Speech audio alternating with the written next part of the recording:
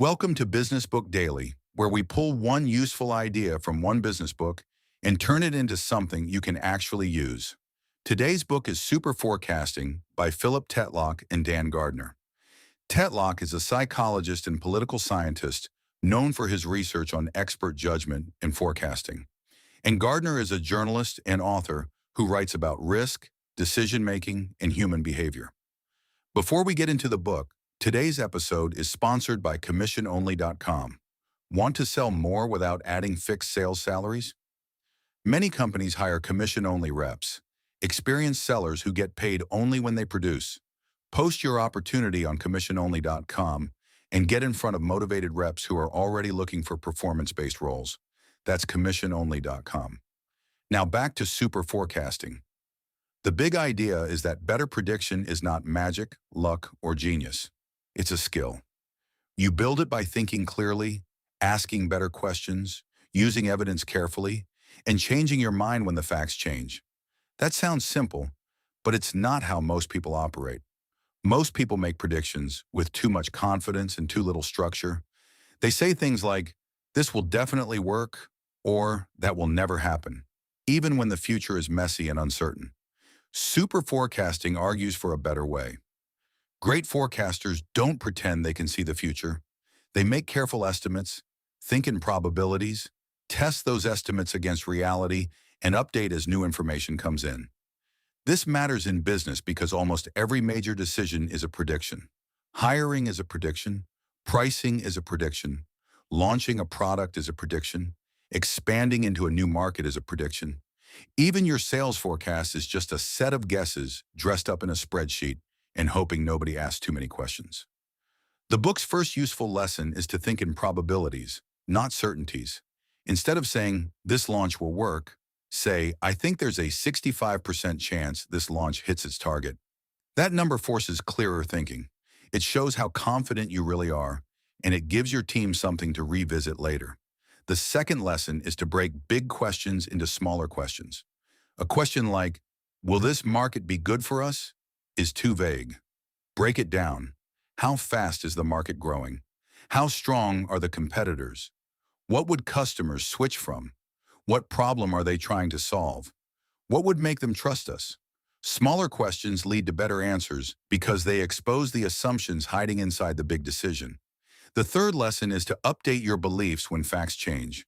Good forecasters don't defend old opinions just because they said them out loud in a meeting. They treat new information as useful, not threatening. If the evidence gets stronger, they raise their confidence. If the evidence gets weaker, they lower it.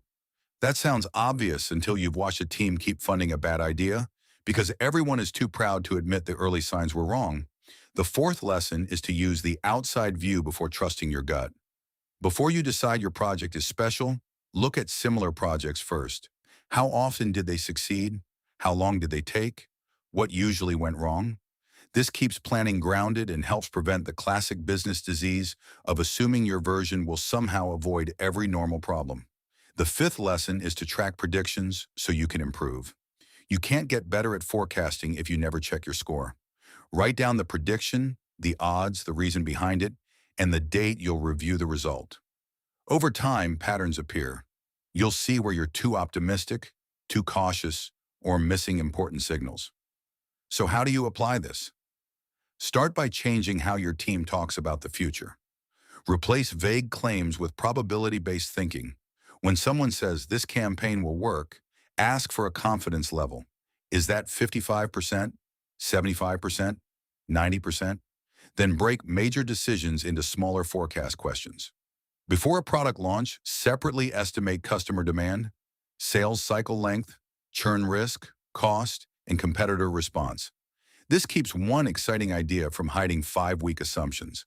Next, create a simple prediction log. For important decisions, record what the team expects to happen, why they expect it, the confidence level, and when you'll review the result. Keep it simple enough that people will actually use it. Finally, reward useful updating. Make it normal for people to say, "My confidence dropped because the evidence changed."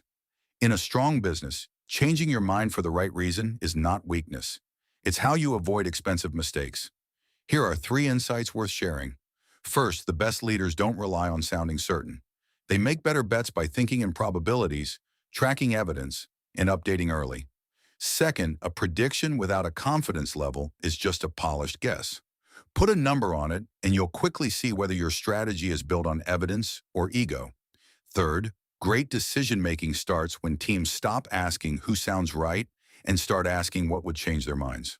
Super Forecasting is worth reading if you make decisions about strategy, hiring, investing, product launches, sales forecasts, or market timing. It's especially useful if you lead a team and want people to make clearer, less emotional, better tested decisions. You might skip it if you want a quick business fable instead of a research-based book about judgment and prediction. Today's closing sponsor is memoirghostwriting.com. Many of the best business books begin as ideas leaders have been refining for years. Frameworks, philosophies, lessons learned the hard way. Writing the book forces those ideas into clear form, and once they're on the page, they can travel far beyond a single conversation or presentation. At memoirghostwriting.com, we write memoirs and business books for entrepreneurs, founders, executives, and industry experts. We handle the interviews, structure, writing, editing, design, and publishing, so the final product is polished, professional, and built around your voice. If you've ever thought about what a business book could do for your authority, speaking, consulting, lead generation, or legacy, visit memoirghostwriting.com. That's it for today's Business Book Daily. One book, one useful idea, and one smarter way to build.